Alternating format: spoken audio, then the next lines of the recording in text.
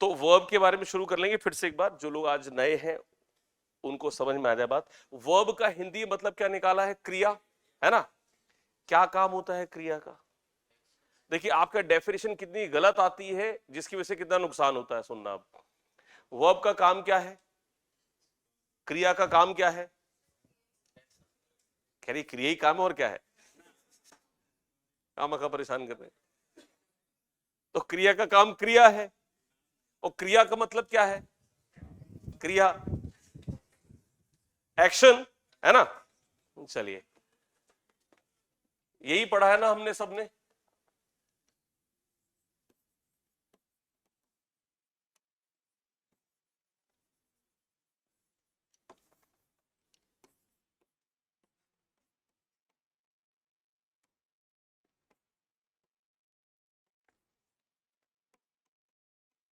Daughter मतलब लड़की, पुत्री, लड़की नहीं पुत्री।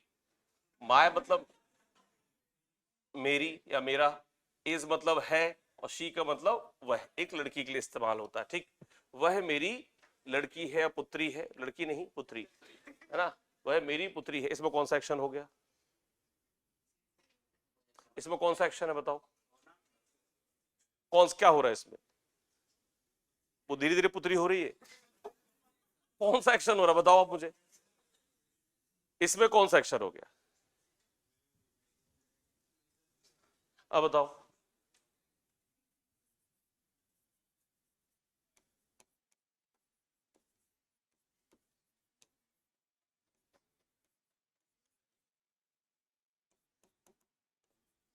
मैं अंग्रेजी का अध्ययन पढ़ नहीं रहा हूं, अध्ययन कर रहा हूं, स्टडी का अध्ययन करना, ठीक है? जिन लोगों को इसका अर्थ समझ, सबसे पहले कोई भी वाक्य अर्थ के साथ क्लियर होने चाहिए। ये इज, एम, आर वगैरह आईएनजी फॉर्म कॉन्टिन्यूअस टेंस में इस्तेमाल होते हैं। मैं अध्ययन कर रहा हूं, जब भी एम, इज, आर, एम वगैरह साथ आईएनजी फॉर्म लगा उसका मतलब कोई काम जारी है। मैं अध्ययन कर रहा हूं क्या? अंग्रेजी का, या मैं अंग्रेजी अध्ययन कर रहा हूं। इस सेंटेंस में एक्शन हो रहा है, क्या एक्शन हो रहा है? स्टडी करने का। तो ये क्या है? कार्य है, ठीक है? या आप इसको क्रिया बोल सकते हैं, पर यहां कोई कार्य नहीं है। तो इसका मतलब डेफिनेशन में कोई कमी है कि जो एक्शन वर्ड, इंग्लिश में कहा जाता है action words are known as verb. जो एक्शन बताने वाले वर्ड्स होते हैं वो वर्ब होते हैं। लेकिन इसमें आज समझने की जरूरत है कि एक्शन बताने वाले वर्ड्स नहीं, जो शब्द एक्शन बताए या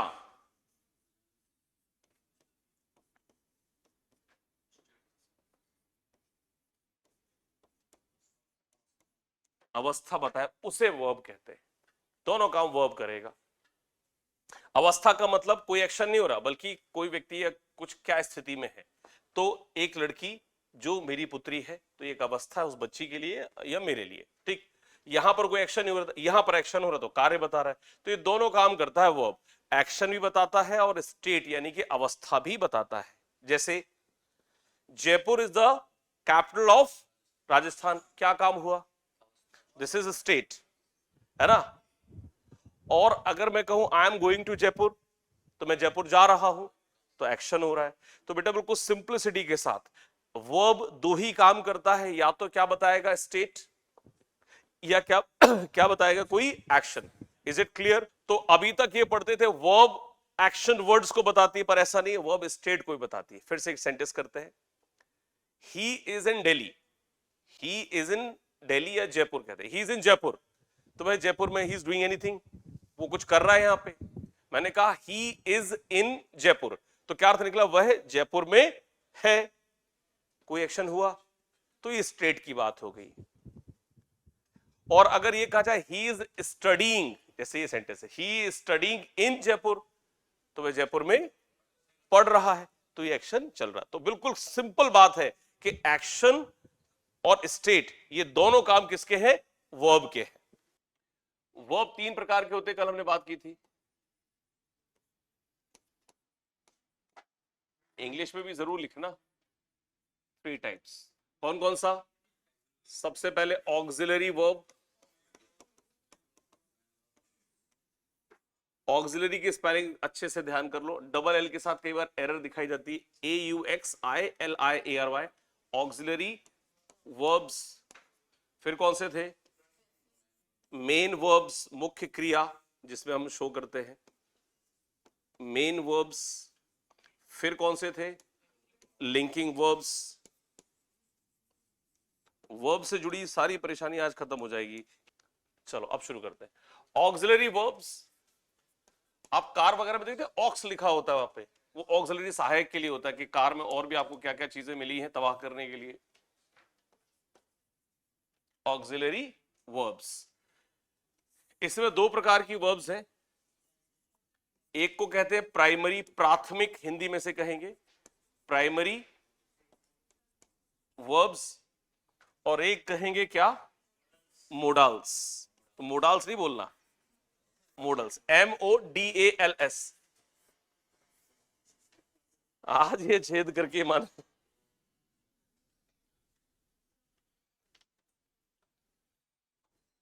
ठीक। प्राइमरी वर्ब्स का काम क्या है? वाक्य के टेंस के बारे में अगर जानकारी चाहिए तो वो यही बताएंगी बस।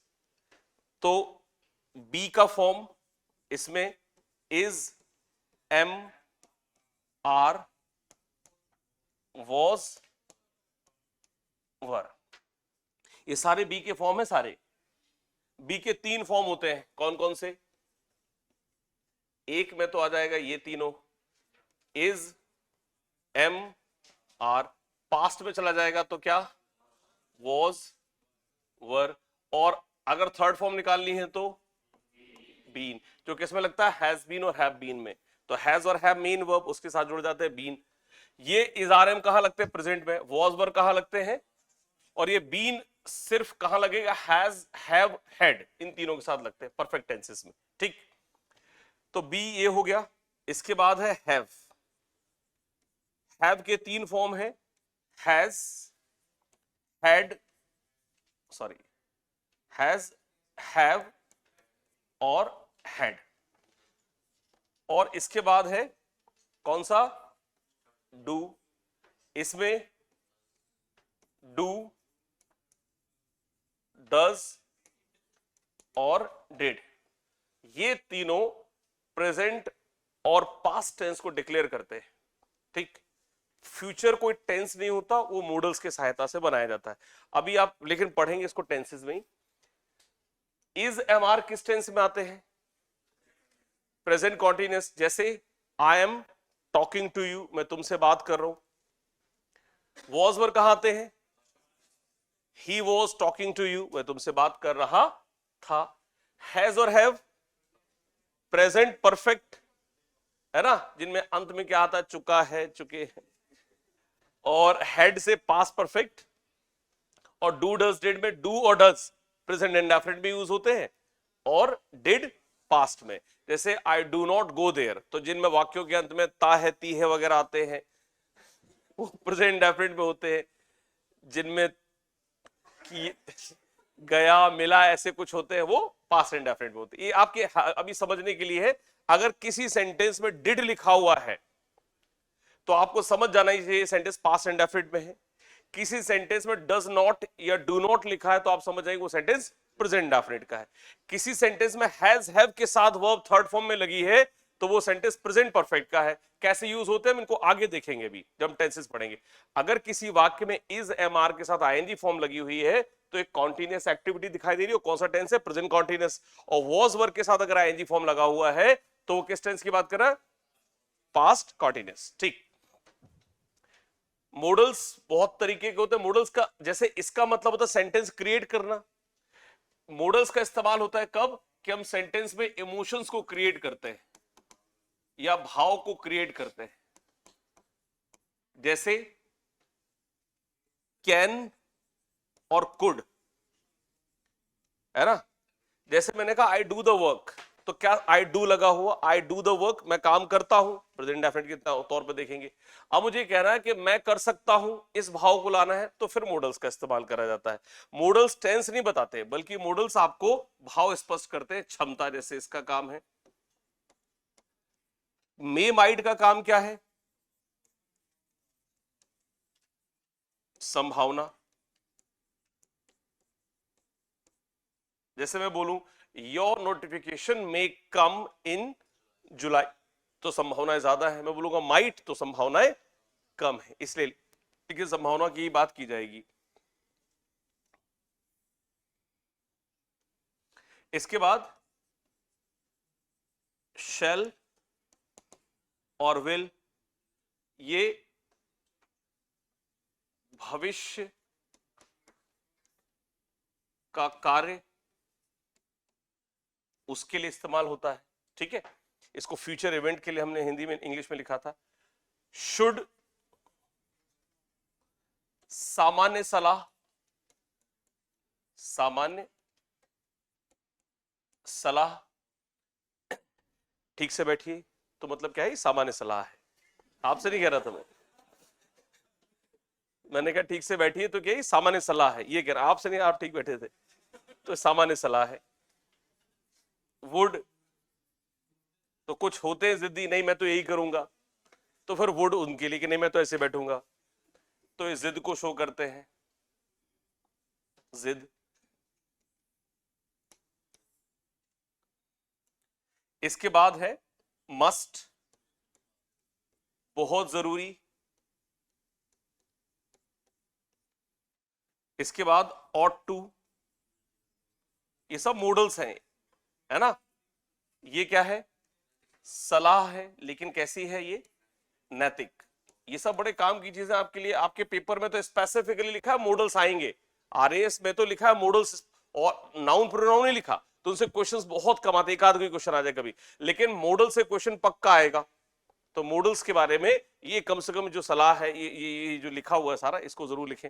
इसके बाद हम फिर जब डिटेल में मॉडल्स करेंगे तो फिर आगे की बात है। ought to, इसके बाद क्या बचा, नीड नॉट। एक छोटी सी बात जान लो, कल नहीं बात करी थी, एक सेंटेंस पहले बताओ मुझे, सबने थोड़ी बहुत अंग्रेजी कभी ना कभी लाइफ में जरूर पढ़ी होगी, क्या ये सेंटेंस सही लिखा है, she can to do this work. क्या ये सेंटेंस सही लग रहा है, तो क्या कमी है इसमें,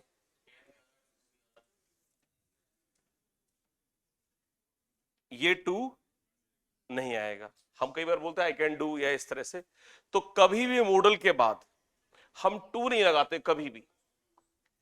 तो यहां नीड नॉट कैसे है, मॉडल है, तो इसके बाद भी टू नहीं लगाना। सबसे बड़ी एरर इसी में आती है, जैसे सेंटेंस है यू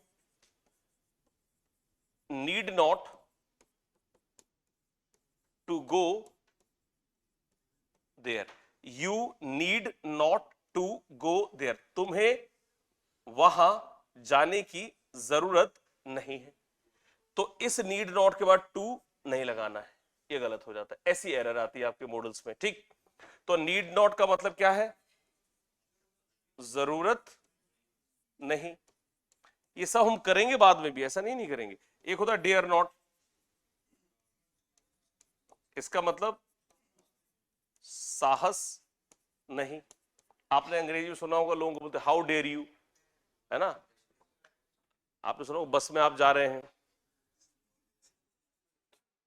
तो धक्का मक्का लग जाता है, तो अंग्रेजी बोलते लोग हाउ डेयर यू, और लास्ट में हैव टू। ये होता है क्या, मजबूरी, कंपल्शन।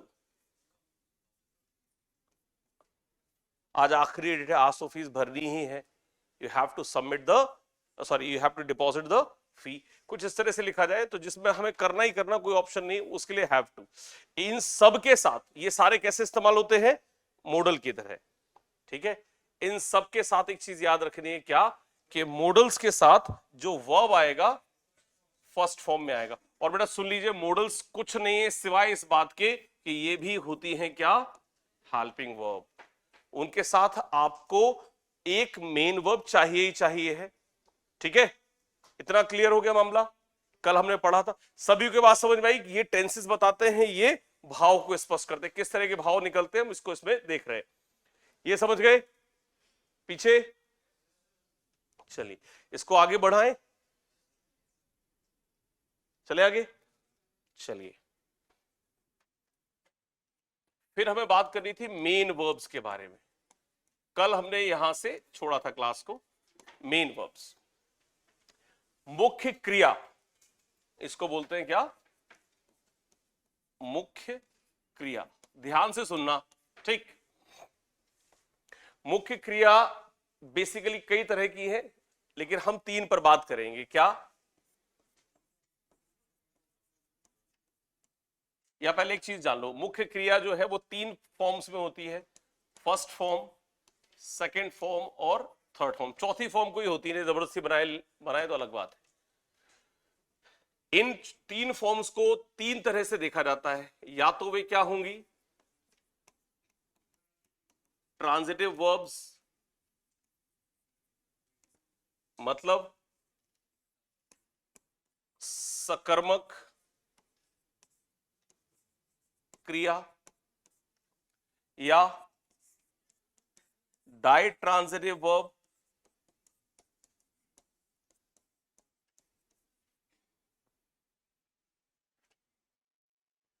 द्विसकर्मक क्रिया, या द्विकर्मक कह दीजिए, द्विकर्मक क्रिया, या तीसरा होता है क्या? इन ट्रांजिटिव वर्ब, आकर्मक क्रिया। इन तीनों में एक चीज गौर करने वाली है, वो क्या? कि तीनों में एक शब्द इस्तेमाल हो रहा है, और कर्म को हिंदी में कर्म कहते हैं तो इंग्लिश में इसे ऑब्जेक्ट कहते हैं, है ना। यही इसका मोटो है, यही इसका मुख्य उद्देश्य है जो हमें पढ़ना है जिसके लिए से, ठीक। ट्रांजिटिव वर्ब को सकर्मक, सकर्म, तो सकर्म का मतलब उसका कर्म उसके साथ है। तो जिस वर्ब के साथ उसका ऑब्जेक्ट जुड़ा हो उसे हम बोलेंगे क्या? सकर्मक क्रिया। ये ऑब्जेक्ट हमें 2 तरह से प्राप्त होगा। या तो उससे एक प्रश्न करने पर व्हाट या whom। हिंदी में क्या और अंग्रेजी में, सॉरी, हिंदी में किसे, किसे, किसको, ऐसे भी बन सकते हैं।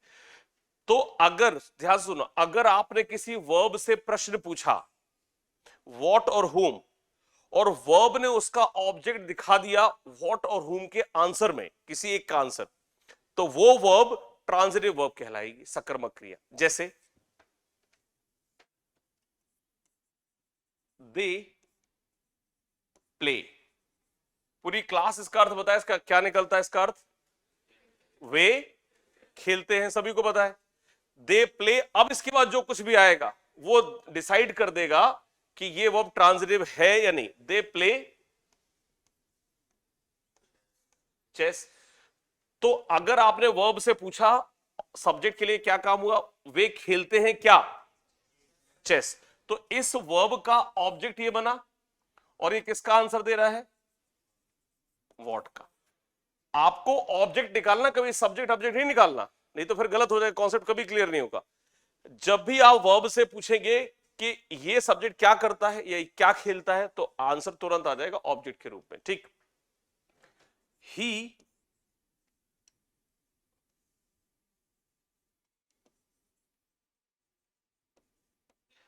फॉलोज, ऐसे ही एस लग गया वर्ब में। ये कहां लगता है?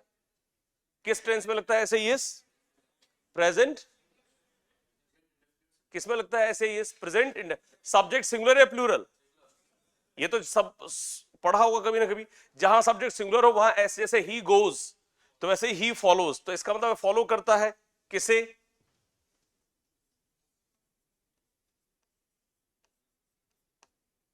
He follows Gandhi. तो गांधी का मतलब ऑलरेडी है, राहुल गांधी से नहीं मतलब यहां पे। ही फॉलोज महात्मा गांधी, है ना। तो भाई किसे फॉलो करता है? गांधी को। तो यहां पर जैसे आपने इस वर्ब से पूछा whom या किसे, वर्ब ने आंसर दे दिया ऑब्जेक्ट।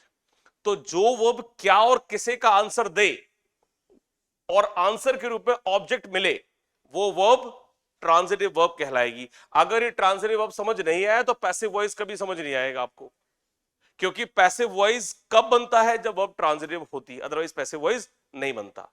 तो पैसिव वॉइस बनाने से पहले आपको ये समझ में तो आए, तो ट्रांजिटिव वर्ब किसे कहेंगे? जिस वर्ब का ऑब्जेक्ट हो, और ऑब्जेक्ट कैसे पता चलेगा? क्या और किसे का ही ऑब्जेक्ट फॉलो करना, और कोई ऑब्जेक्ट फॉलो नहीं होगा। आप वर्ब से पूछेंगे व्हाट और हुम, और वर्ब ऑब्जेक्ट दिखा देगा, तो वो वर्ब ट्रांजिटिव है। एक सेंटेंस और देखें,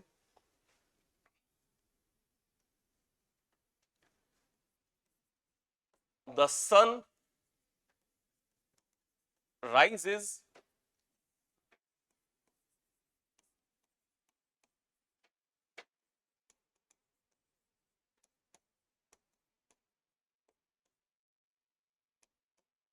इसमें वर्ब कहां है? पहले वर्ब पहचानी, वर्ब होती कहां है? सब्जेक्ट के बाद में। तो ये हो गया सब्जेक्ट, ये हो गई वर्ब, तो ये वर्ब ट्रांजिटिव है या नहीं? ध्यान से देखो, ये वर्ब ट्रांजिटिव है या नहीं? क्या का सेंस तो निकल रहा है।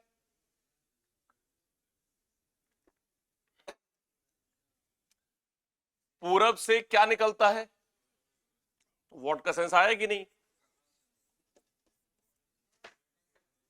आया कि नहीं? हाँ जी बेटा, व्हाट का सेंस मिला कि नहीं? रुक जाओ, इससे पूछ दो। मैंने कहा क्या का सेंस निकलना चाहिए, निकला कि नहीं? क्या निकलता है पूरब से? तो मिल गया क्या का अर्थ?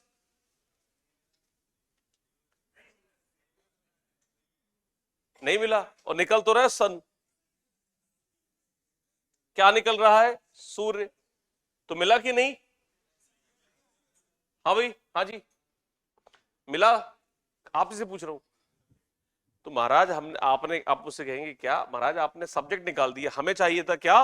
ऑब्जेक्ट। अगर ऑब्जेक्ट इसमें आज अब ये बता पा रहे हैं, लेकिन कई बार कंफ्यूजन क्रिएट हो जाते कि सर क्या का निकल तो रहा आंसर, सन निकल रहा है। ऑब्जेक्ट निकलना चाहिए, सब्जेक्ट नहीं। आप सब्जेक्ट ढूंढ लेंगे गलत हो जाएगा। आपको हमेशा क्या ढूंढना है? ऑब्जेक्ट। तो जब ऑब्जेक्ट निकलेगा तभी वो अब ट्रांजिटिव होगी, सकर्मक क्रिया कहलाएगी। ठीक है, पक्का ना?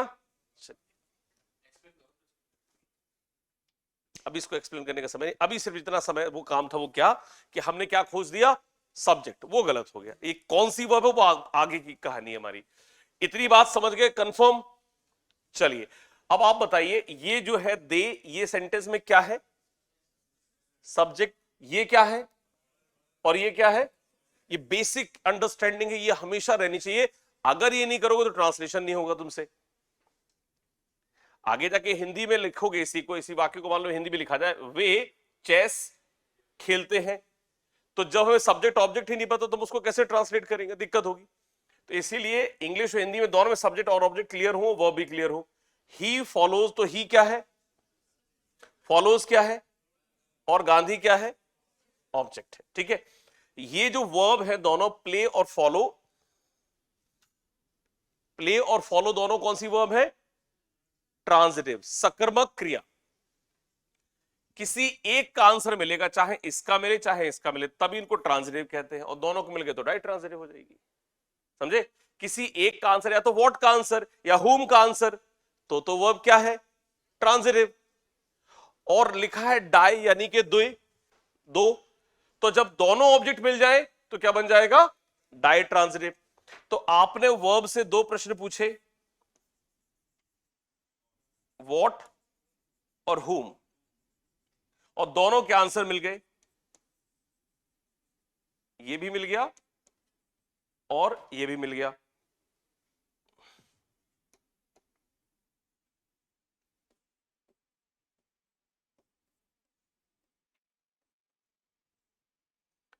हुम का आंसर और ये रहा व्हाट का आंसर। तो जब दोनों के आंसर मिल जाएंगे तो वो क्या बन जाएगी? Ditransitive. अब इस सेंटेंस को देखें, ही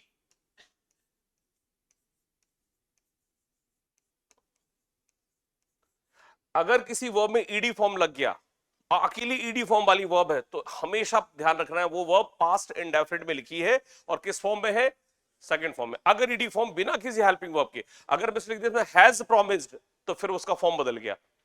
तो कोई ऐसी वर्ब जिसमें ईडी फॉर्म लगा हुआ है, उसके साथ कोई हेल्पिंग वर्ब नहीं दी है, तो फिर वो वर्ब कौन सी बन गई? सेकंड फॉर्म की। अब क्या है, उसने प्रॉमिस किया, ही प्रॉमिस्ड, किसे किया? मुझे। क्या? तुम्हें एक जॉब मिल जाएगी। तो ही प्रॉमिस्ड मी, किसे किया? मुझे। तो किसका आंसर मिल गया? क्या मिला? तो ये व्हाट और हुम दोनों क्या इसी क्रम में रहेंगे, पहले हुम फिर व्हाट। ये क्यों ऐसा है? वो प्रेपोजिशन की बात है, जितना भी हम पढ़ रहे हैं उतना समझना है। तो he promised me a job. ऐसी बहुत सी वर्ब्स है जिनमें हम दो ऑब्जेक्ट देखते हैं, ऐसी वर्ब्स को क्या कहेंगे? डायट्रांजिटिव वर्ब। ये भी जानकारी होनी चाहिए, नहीं तो पैसिव वॉइस आगे परेशान करेगा। क्योंकि दो ऑब्जेक्ट है, दोनों में से दोनों का पैसिव वॉइस बन सकता है, तो किसका बनेगा वो हम जब समझ पाएंगे तब। तो डायट्रांजिटिव वर्ब और ट्रांजिटिव वर्ब में क्या फर्क है? सकर्मक क्रिया और द्विकर्मक क्रिया में क्या फर्क है? इसमें एक ऑब्जेक्ट होता है, व्हाट का मिलेगा या हुम का मिलेगा? किसका मिलेगा? किसी एक का। और द्विसकर्मक क्रिया में दोनों मिलेंगे। क्रम उनका ऐसे ही रखना, ठीक। इसको कहते हैं अकर्मक क्रिया। इस वर्ब से आप प्रश्न पूछेंगे, व्हाट और हुम, दोनों की आंसर नहीं मिलेंगे। दो कुछ भी मिले, कहां मिल सकता है, क्यों मिल सकता है, कुछ भी मिल सकता है, लेकिन किसका आंसर नहीं मिलेगा? व्हाट और हुम का। तो यहां पर कभी भी कोई ऑब्जेक्ट नहीं मिलेगा। किस किस का? ना तो इसका और ना ही इसका, दोनों ऑब्जेक्ट नहीं मिलेंगे। तो ये वो बन जाएगी इनट्रांजिटिव, ठीक है। हाँ, कोई प्रेपोजिशन से जुड़ा हो सकता है। प्रेपोजिशन का मतलब, मैं कुछ प्रेपोजिशन के एग्जांपल देता हूं आपको। एट, इन, फ्रॉम, बाय, ठीक है। एट, इन, फ्रॉम, बाय, बहुत सारे और भी होते हैं, लेकिन अभी इन 4-5 पर ही ध्यान दीजिए। ये जितने भी प्रेपोजिशंस है, ये वाक्य में रखे होते हैं, उसके बाद कोई ऑब्जेक्ट लिखा हो, तो वो कौन सा ऑब्जेक्ट कहलाता है? प्रेपोजिशनल ऑब्जेक्ट, ठीक। ये क्या कहलाता है? Prepositional object. जैसे कुछ एग्जांपल, इसमें प्रेपोजिशन के एग्जांपल देखें। At, in, from, of, by और बिटवीन, अमंग, बस, ठीक। अब सेंटेंस देखें। ही वर्क्स, इसका अर्थ क्या निकला? वह काम करता है। इन एसबीआई, वह कहां काम करता है? क्या और किसे का सेंस नहीं मिल सकता। तो वह कहां काम करता है? एसबीआई में। तो किसका सेंस आ गया? वेयर का। ये वर्ब क्या बन गई? इनट्रांजिटिव, ठीक है। अकर्मक क्रिया हो गई। सब्जेक्ट, इसका मतलब कार्य करना, और इसका मतलब मैं, प्रेपोजिशन, और एसबीआई एक नाउन बन गया। एसबीआई एक बैंक का नाम है। इन पूरे सेंटेंस में क्या और किसे का अर्थ निकलेगा, तो वो सारी वर्ब्स जिनमें क्या और किसे का अर्थ नहीं मिलेगा, वो सारी की सारी वर्ब्स क्या बन जाएंगी? इन ट्रांजिटिव। और सरल कर लीजिए, किसी वर्ब के बाद उसका ऑब्जेक्ट ना रखा हो, डायरेक्ट कोई ऑब्जेक्ट ना रखा हो, वो सारी की सारी वर्ब इंट्रांजिटिव होगी। कोई बीच में प्रेपोजिशन आ गया, कुछ आ गया, तो फिर नहीं रहा ये, फिर ये सारी क्या होगी? इंट्रांजिटिव होगी। तो किसी वर्ब में क्या और किसे से प्रश्न करने में अगर आपको ऑब्जेक्ट मिलता है तो वो ट्रांजिटिव है, नहीं मिलता है तो वो इंट्रांजिटिव है, दोनों मिल गए तो वो डायट्रांजिटिव है। अब एग्जाम की तैयारी को और बेहतर करने के लिए हमारे चैनल को लाइक, शेयर और सब्सक्राइब करना ना भूलें।